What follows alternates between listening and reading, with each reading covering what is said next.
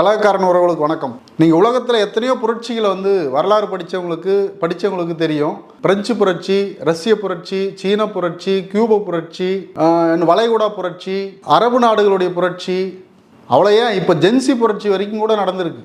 ஆனால் உலக வரலாற்றிலையும் தமிழக வரலாற்றிலையும் நடக்காத ஒரு புரட்சி இன்னைக்கு நடந்திருக்கு. அது என்னன்னு பார்க்கறதுக்கு முன்னாடி ஒரு குறள் சொல்லிடுறேன். யாகாவாராயினும் நாகாக்க காவாக்கால் சோகாப்பார் சொல்லிலுக்குப்பட்டு. ஒருவர் எதை காத்திட முடியாவிட்டாலும் நாவையாவது அடக்கி காத்திட பழகிக்கொள்ள வேண்டும், இல்லையேல் அவர் சொன்ன சொல்லே அவர் துன்பத்துக்கு காரணமாகிவிடும். இப்போ ஏன் இந்த குறள் சொன்னேன்? இது எல்லாருக்கும் ஃபேமஸாக தெரிஞ்ச குறள் தான். இதை ஏன் நான் சொன்னேன் அப்படின்னா, திருமாவை ஒருத்த ஊழல்வாதி, கொலைகாரன் அப்படின்னு பேசியிருக்கான். யார் அவன்? என்ன புரட்சின்னு சொன்னல, அது என்ன புரட்சி அப்படின்னா, தியாகத்தாய் சின்னம்மா அம்மையார் சசிகலா அவர்கள் புதிய கட்சி தொடங்கி இருக்கிறார். கட்சி கொடியை அறிமுகப்படுத்தி இருக்கிறார்.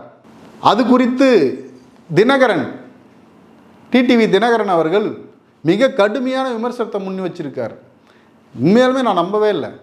டிடிவி தினகரன் சசிகலாவை இவ்வளோ கடுமையாக விமர்சிச்சுப்பாரா?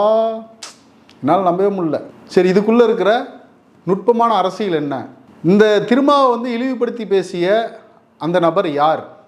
இதெல்லாம் தான் இந்த வீடியோவில் பார்க்க போகிறோம்.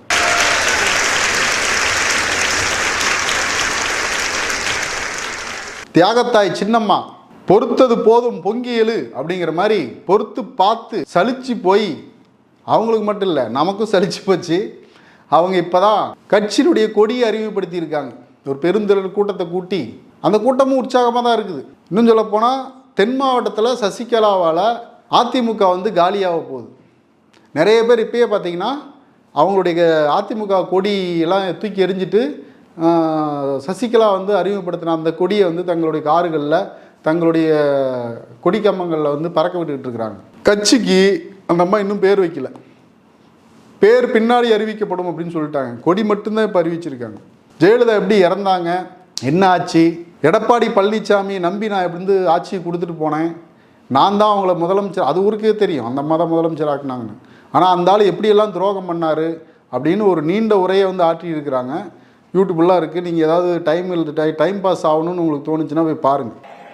என்னோட சொந்த உடன் பிறந்த அக்காவா நினைச்சிட்டேன். அதனால நான் என்ன சொல்றேன், அக்கா இருந்து இப்படி இருக்கு. இப்ப நான் போய் முதலமைச்சரா நான் பதவி ஏற்க முடியாது.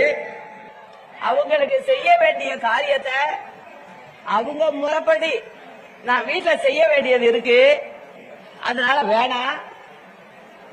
முன்ன இருந்த மாதிரியே பன்னீர்செல்வம் இருக்கட்டும், மற்ற அமைச்சர்கள்லாம் அப்படியே இருக்கட்டும். இடையில செங்கோட்டையனை எடுத்துட்டு இருந்தாங்க, அதனால அதை மட்டும் சொன்னேன். ஆனால் அதில் இந்த கட்சி ஆரம்பிச்சதுல முதல் முறையாக டிடிவி தினகரன் கடுமையான விமர்சனத்தை முன் வச்சிருக்காரு. ஏதோ தொடங்கலாம், திடீர் சாம்பார், திடீர் இட்லி மாதிரி நான் சொல்கிறேன். அது மாதிரி திடீர் கட்சிகள் வரலாம்.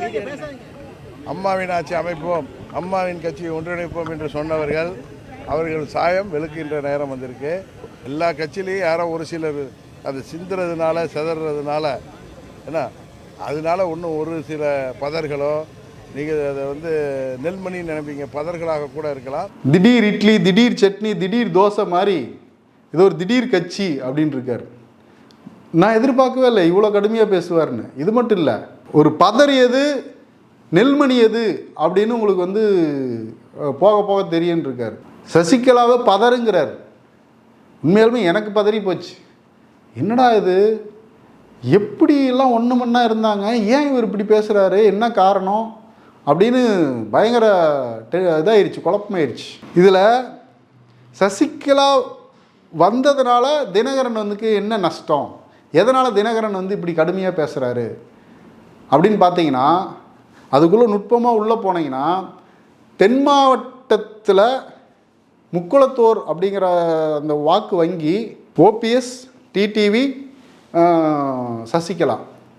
இதில் ஓபிஎஸ் மேலே பெருசாக பார்த்தீங்கன்னா கட்சி எதுவுமே இல்லாத, சின்ன எதுவும் இல்லாமல், அடையாளம் எதுவும் இல்லாமல் இருக்கிறதுனால மக்களுக்கு ஒரு அதிருப்தி இருக்குது. டிடிவி பார்த்தீங்கன்னா பிஜேபியோடு சேர்ந்ததுனால டிடிவி மேலே நம்பிக்கை போயிடுச்சு. ஓபிஎஸும் பிஜேபியோட கொஞ்ச நாள் ரொம்ப நாளாக இருந்ததுனால தான் அவர் மேலேயும் நம்பிக்கை இழந்துட்டாங்க. ஆனால் பிஜேபிக்கு ஆதரவாக போகாமல் இருந்தது வந்து சசிகலா மட்டும்தான். சசிகலா மீது அவங்களுக்கு ஒரு பெரிய ஒரு மதிப்பு இருக்குது. இப்போ டிடிவியும் இவங்க வந்து அதிமுகவும் பார்த்திங்கன்னா ஏன் பதறாங்கன்னா, சசிகலா பின்னாடி ஒரு பெரிய அவங்களுக்கு நம்பிக்கை இருக்குது. சசிகலா பின்னாடி அவங்களுக்கு பெரிய ஓட்டு பிரியும். அதிமுகவினுடைய டிடிவியினுடைய ஓட்டு வந்து சசிகலா பின்னாடி போகும் அப்படிங்கிறது தான் கான்செப்ட். இப்போ சசிகலா வந்து எங்கே போக போகிறாங்க அப்படிங்கிறது கேள்வி. எனக்கு தெரிஞ்சு சசிகலா வந்து ஒரு தனி கட்சி ஆரம்பித்து அவங்க செல்வாக்கை வந்து நிரூபிக்கிறதுக்கான வாய்ப்புகள் வந்து நிறைய இருக்குது. நம்மளை நிரூபிக்கணும், நம்ம செல்வாக்கு என்ன தென் மாவட்டத்தில்னு காட்டணும்னு அவங்க நினைப்பாங்கன்னு நான் நினைக்கிறேன். அதிமுகவை தோக்க வைக்கணும், அப்போ தான் நம்ம அருமை அவங்களுக்கு தெரியும்னு அவங்க நினைக்கிறாங்கன்னு நினைக்கிறேன். அப்போ அது தினகரனையும் பாதிக்கும். அதனால தான் தினகரன் பதறாரு. சரி, இதெல்லாம் வேடிக்கை பார்த்துக்கிட்டு ஏன் பிஜேபி அமைதியாக இருக்குது? இப்படி ஒரு கேள்வி வந்து இருக்குது. சரி, இது ஒரு பக்கம் இருந்தால், இன்றைக்கி விவாதத்தில் நடிகர் ஒருத்தர், அவர் பேர் சவுந்தரராஜன், சுந்தரபாண்டியன்ற ஒரு படத்தில் சவுந்தரராஜன் ஒருத்தர் இருப்பார். அவர் திருமாவை விவாதத்தில் திருமாவை வந்து ஊழல்வாதி, கொலைகாரன், கொலை வழக்கு இருக்குது அப்படின்லாம் வந்து நாக்கு தடித்து வந்து பேசியிருக்கார்.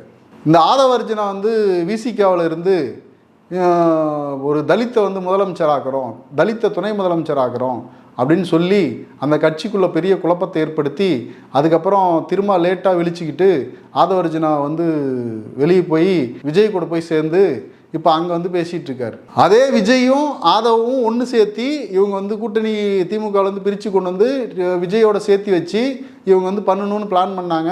அதுக்கு வந்து பார்த்திங்கன்னா ஒரு அம்பேத்கர் நூல் வெளியிட்ட கூட வச்சு அதில் வந்து திருமாவை கூப்பிட்டு வர்றதா வந்து பிளான் வச்சுருந்தாங்க. அப்போ திரும்ப போகலன்னு வச்சுக்கோங்க. அதில் விஜய் வந்து பயங்கரமாக திருமாவை புகழ்ந்தெல்லாம் பேசியிருப்பார். ஆனால் விஜயினுடைய போக்கு வந்து பிஜேபிக்கு ஆதரவாகவும் அது தமிழ்நாட்டு மக்கள் நலனுக்கு எதிராகவும் இருக்குங்கிறதுனால விசிகாவும் விஜயை புரிஞ்சுக்கிட்டு இவங்கெல்லாம் வந்து பார்த்திங்கன்னா இப்போ தெளிவடைஞ்சிட்டாங்க. அதனால் இப்போ திருமா மேலே விஜய் டிவிக்கே வந்து பார்த்திங்கன்னா வன்மத்தை கக்க ஆரம்பிச்சிருக்குது. கொலை வழக்கு, கொலைகாரன், அவர் மேலே வந்து ஊழல் வழக்கு அப்படின்னு சொல்கிறாங்க. அண்ணா வன்னியரசு வந்து பார்த்திங்கன்னா அந்த இடத்துலையே வந்து என்ன வழக்கு நீங்கள் சொல்கிறீங்க, அபாண்டமான குற்றச்சாட்டுகளை சொல்கிறீங்க, பொய்ய அவதூறுகளை பேசாதீங்க, நீங்கள் எந்த வழக்குன்னு ஒன்று சொல்லுங்கள் அப்படிங்கிறாரு. அவனுக்கு பதில் சொல்லவே இல்லை. அப்போது இவனுங்க போகிற போக்கில் இந்த மாமா பையன் சீமான் மாதிரி வந்து போகிற போக்கில் எதையாவது வந்து வாய்க்கு வந்ததெல்லாம் வந்து ஒரு ஒரு ஊடகத்தில் உட்காந்து என்ன வேணால் பேசலாம் அப்படின்னு இவனுங்களுக்கு வந்து தைரியம் இருக்குது. பழைய திருமாவாக இருந்திருந்தா, பழைய திருமாவுடைய தொண்டர்கள் விசிகாவினராக இருந்திருந்தா இப்படியெல்லாம் ஒருத்தன் பேசிட்டு வெளியில் நடமாடிட முடியுமா? இது மிரட்டல் கிடையாது. இந்த மாதிரி வெறும் அவதூறை மட்டும் பேசுகிறவங்களுக்கு வேற என்ன பண்ணுறது? எத்தனை அவதூறு! சமீப காலமாக தமிழக அரசியல் வந்து ஒரு வெறும் அவதூறுகளால் வந்து ஓடிக்கிட்டு இருக்குது.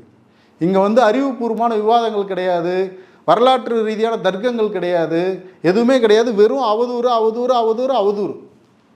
இப்போ யார் வேணால் யாரை பற்றி வேணால் என்ன அவதூறு வேணால் பேசலாம் அப்படின்னா, நாம் இது வரைக்கும் வந்து கிட்டத்தட்ட வந்து 100 வருடங்களாக தமிழ்நாட்டை வந்து செம்மைப்படுத்தி வட மாநிலங்களை போல் அல்லாமல் இது ஒரு நாகரிகம் உள்ள ஒரு சமூகமாகவும் நாகரிகம் உள்ள ஒரு அரசியலாகவும் இங்கே வளர்த்து எடுத்து வச்சுருக்கிறது கேள்விக்குறியாகுது. எல்லாம் நாசமாக போக போகுது.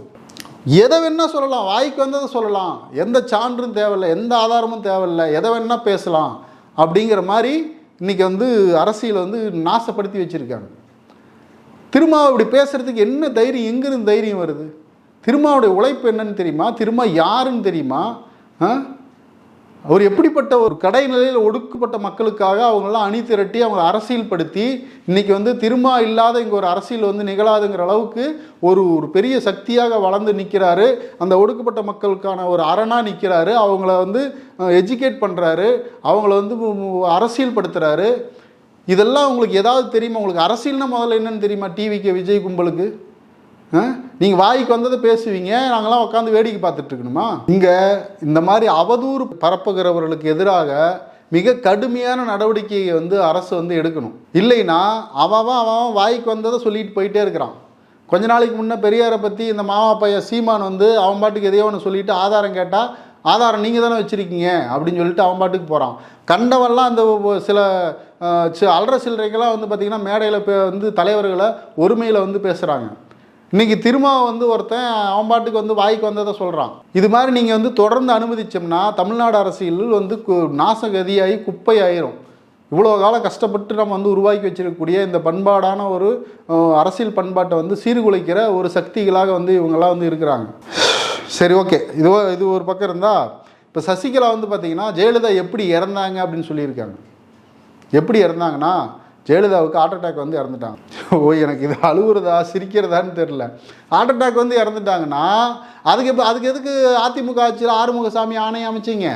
அம்மாவுக்கு உடம்பு சரியில்லாம போகுது. 2016 தேர்தல் முடிஞ்சு 72 நாள் ஆஸ்பத்திரியில இருக்கோம்.